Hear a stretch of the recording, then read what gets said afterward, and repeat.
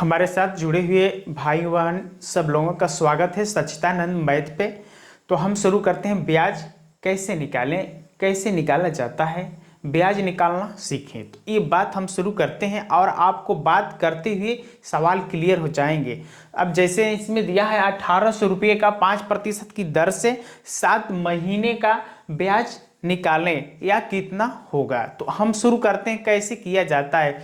सबसे पहले तो इसका ट्रिक होता है कि जितना इसमें दिया है 1800 रुपये 5% 7, तो हम सबका गुणा कर देंगे और 100 से भाग दे देंगे, इसका उत्तर आ जाता है। ठीक है, तो हम इसको पहले एक फार्मूला लिखते हैं, जैसे बेसिक तौर पे चलते हैं उस तरह पहले ही करते हैं। तो इसका सूत्र होता है ब्याज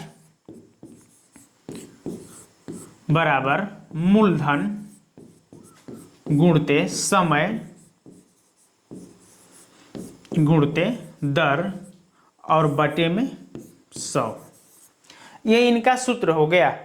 अब जैसे इसको याद करने के लिए आपको बताएंगे कि ब्याज कभी भी निकाला जाता है तो आप कहेंगे मूस दर। क्या बोलेंगे? मूस दर। कभी मूस प्याज को खाता नहीं है। तो प्याज का उपज 1 नंबर फ्रेश, यानी ज़्यादा से ज़्यादा जितना उपज होगा लेकिन कम नहीं होगा। तो आप मूलधन दर कहने में भूल जाएंगे, कहेंगे ब्याज जब निकालना होगा तो प्याज को कौन मूस खाता नहीं है, तो आप कहेंगे ब्याज बराबर मूस दर। क्या बोलेंगे? ब्याज बराबर मूस दर, यानी मू से मूलधन, स से समय और द से दर। तो इससे भी आप क्लियर कर लेंगे, सूत्र कभी भूलेंगे नहीं। तो हम इनमें रखते हैं। अब देखिए यहाँ पे जो मेन ज्यादा वाला दिख रहा है 1800, वो मूलधन है। तो मूलधन कितना हो गया? 1800 हो गया। उसके बाद समय दिया है, यहाँ पे जो समय दिया है, देखिए यहाँ पे क्या दिया है? 7 महीना, और महीने के जगह पे वर्ष भी हो सकता है। महीने के जगह पे वर्ष भी होगा, तभी भी यही फार्मूला लगाएंगे आप।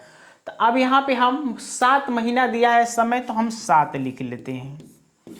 देखिए, और दर, दर में कभी भी प्रतिशत लगा रहता है। दर में कभी भी प्रतिशत यानी परसेंटेज का सिंबल लगा रहता है। तो देखिए यहाँ पे सिंबल है ना प्रतिशत का, तो उसको हम दर कहते हैं। तो दर कितना है? 5, और भाग दे देंगे हम 100 से। 100 से भाग कर देंगे, तो इन जीरो को इन जीरो से कटा देंगे, कट गया।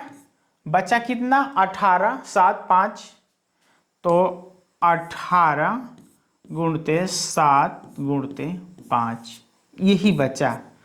आप देखिए इसको कैसे हम लाएंगे। सबसे पहले इसमें तो एक ट्रिक होता है कि एक बड़ा बना ले और एक छोटा। कैसे? जैसे आप 7 का गुणा कर देंगे 35 में, तो 7 5 35 हो जाएगा, होगा ना। और इधर है 18, तो आपको 18 का टेबल याद होना चाहिए, नहीं तो 35 का। तो उससे बढ़िया है कि एक को बड़ा कर लीजिए और एक को छोटा रहने दीजिए, आपका सवाल बहुत तेजी से हल हो जाएगा। तो 18 का यदि 5 में गुणा करते हैं तो 90 होता है, और 7, अब देखिए आप गुणा कर लेंगे, आपका 9 का भी टेबल आता है आपको, और 7 का है ना। उधर 18 का दिक्कत होगा, आपको आता है कि नहीं, या 35 का आता है कि नहीं। तो यहाँ पे क्लियर कर लेंगे। 9 7 होता है 63, 9 7 63, और एक जीरो रख लेंगे।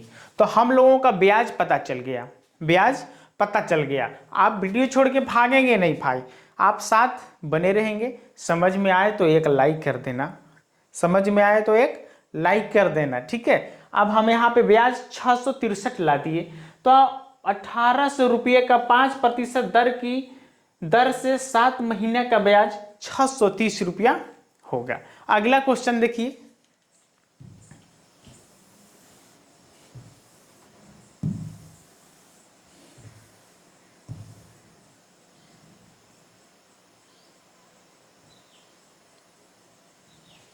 देखिए अगला क्वेश्चन है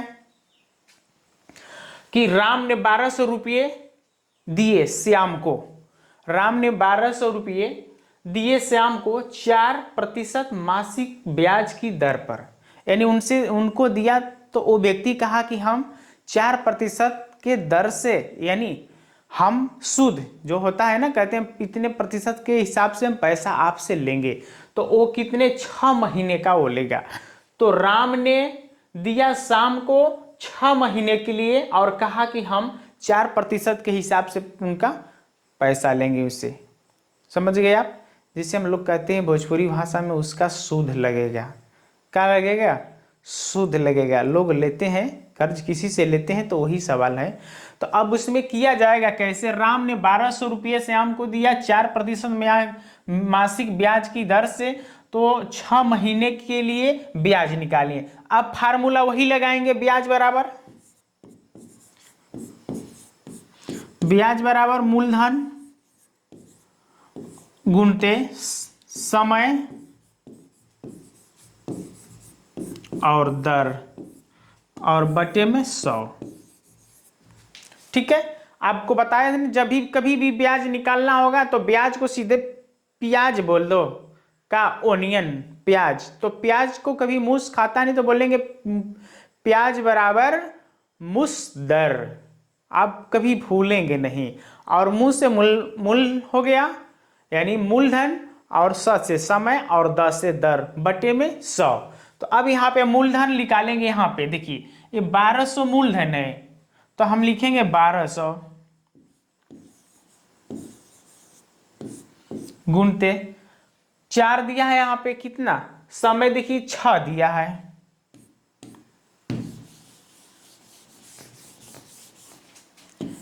1200 गुणते 6 और गुणते 4 और बटे में 100।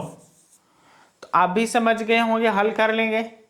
अब 0 को 0 से कटा दीजिए, इन 0 को इनसे कटाइए। अब गुना करना है, तो गुना करना है तो कैसे कर लेते हैं गुना?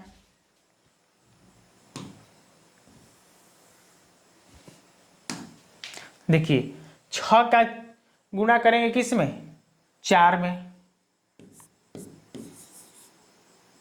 तो यहाँ पे कर लेते हैं, यहाँ पे 2 0 कटाए थे, यहाँ बचा है 12 गुणते 6 गुणते 4। अब देखिए कहे थे ना कि एक बड़े वाले को बड़े में रख लेंगे। क्या करेंगे? बड़े वाले को बड़े के साथ रख लेंगे और छोटे वाले को छोटे में जोड़ लेंगे। तो यदि 12 का गुणा करते हैं इसमें, 12 5 60 और 12 6 के 72, तो हो जाता है 72। एक बड़ा हो गया, एक छोटा। तो आपको 4 का टेबल आता है, 4 का इनमें करेंगे तो 4 दूना के 8, और 4 का इनमें करेंगे 7 में, तो 7 चौके 28, 288 रुपया आ गया ब्याज। कै महीने का आ गया? 6 महीने के लिए जो ब्याज दिए थे तो उनका परसेंटेज आ चुका है ब्याज। कितना? 288 रुपया। यदि आपको यह सवाल समझ में आया तो एक लाइक कीजिएगा। धन्यवाद।